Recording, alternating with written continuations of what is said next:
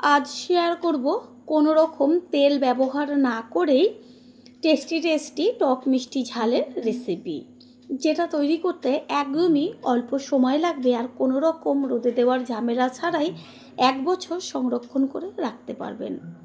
নমস্কার বন্ধুরা, শ্বশুর বোমা রান্নাঘর অ্যান্ড ব্লগ চ্যানেলে সকলকে স্বাগত। তাহলে কি করে তৈরি করব সেটাই দেখে নেওয়া যাক। প্রথমেই এইখানে দুটো আম নিয়েছি, এবার আমটাকে কিভাবে কাটবো সেটাই শেয়ার করব।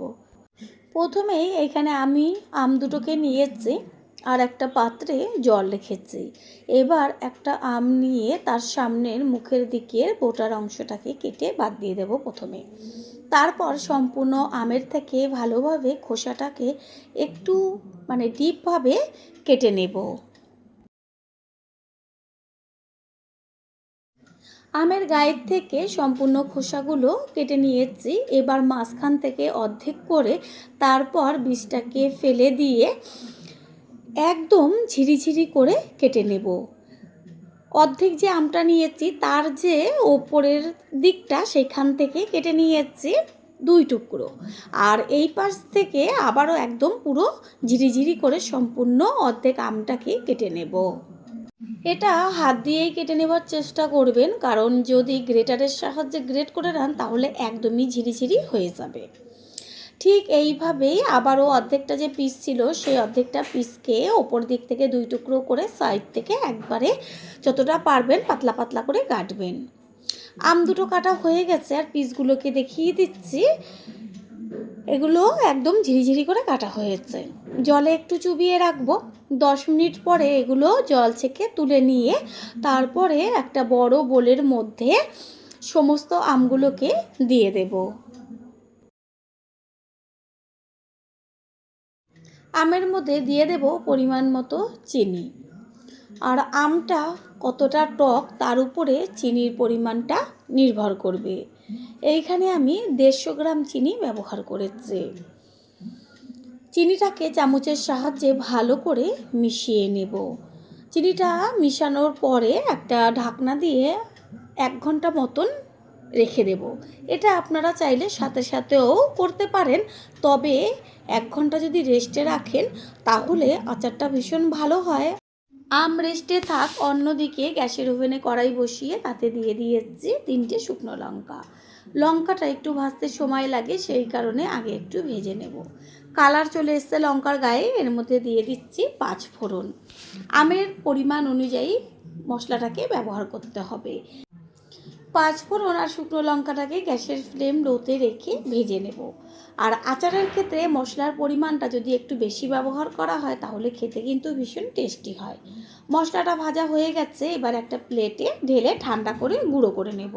1 ঘন্টা মতো আম রেস্টে রাখার পরে প্লেটটা সরিয়ে দেখিয়ে দিচ্ছি যে আমের ভেতরে যে চিনি দেওয়া হয়েছিল সেটা সম্পূর্ণটা গলে গিয়ে শিরা হয়ে গেছে। গ্যাসের ওভেনে কড়াইটা বসিয়ে এবার তার মধ্যে ওই যে চিনি দিয়ে রেখেছিলাম আম, সেই আমটাকে দিয়ে দেব। কোনো রকম তেলের ব্যবহার নেই, একবারের জন্য হলেও এরকম তেল ছাড়া আচার তৈরি করে দেখবেন। এর মধ্যে দিয়ে দিচ্ছি স্বাদ অনুযায়ী লবণ, আর দিয়ে দেব কালারের জন্য সামান্য একটু লঙ্কার গুঁড়ো, দেব হলুদ গুঁড়ো। এবার লবণ, হলুদ আর লঙ্কার গুঁড়োটাকে ভালো করে মিশিয়ে নিয়ে গ্যাসের ফ্লেম প্রথমে হাই করে দেব। তারপর যখন টকবক হয়ে ফুটতে শুরু করবে তখন গ্যাসের ফ্লেম লো টু মিডিয়াম করে দিয়ে ঢাকনা চাপা দিয়ে আমটাকে হতে দিতে হবে, যেন ভেতরে ভালোভাবে মিষ্টিটা যায়। শিরাটা টকবক হয়ে ফুটতে শুরু করেছে, গ্যাসের ফ্লেম এবার লোতে রেখে ঢাকনা চাপা দিয়ে দেব। আর আমটা চিনির সাথে মাখানোর সময় তো 1 ঘন্টা পরে একদম নরম হয়ে গেছিলো, আর এখন যখন শিরাতে এটা ফুটতে শুরু করবে তখন কিন্তু বেশ শক্ত শক্ত হয়ে যাবে, গলে যাবে না।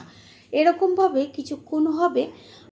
আর পুরনো বন্ধুদের সবসময় আমাদের পাশে এইভাবে ভালোবেসে থেকে এগিয়ে নিয়ে যাবার জন্য অনেক অনেক ভালোবাসা। কিছুক্ষণ বাদে ঢাকনাটা সরিয়ে দিয়ে একটু খুন্তি দিয়ে নেড়ে চেড়ে দিচ্ছি, আর দেখা যাচ্ছে যে আমের কালারটা কত সুন্দরভাবে চেঞ্জ হয়ে গেছে।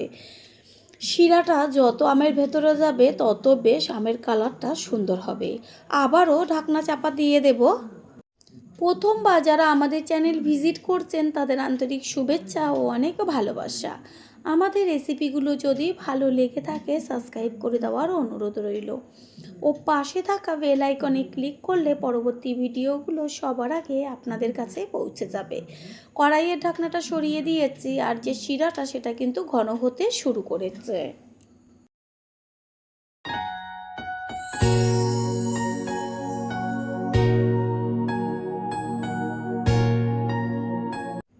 আচার সবসময় একটু বেশ ঝোলঝোল থাকবে, সেইটাই কিন্তু খেতে বেশি ভালো লাগে।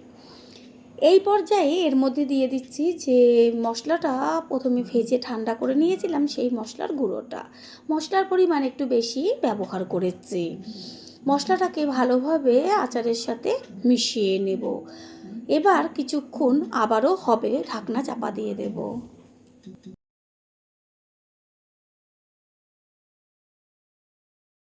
3-4 মিনিট বাদে ফিরে এসে কড়াইয়ের ঢাকনাটা সরিয়ে দিয়ে আচারটাকে দেখিয়ে দিচ্ছি যে পাতলা যে চিনির শিরাটা ছিল সেটা একদম ঘন হয়ে গেছে আর আমের মধ্যে সম্পূর্ণ মিষ্টিটা টেনে গেছে।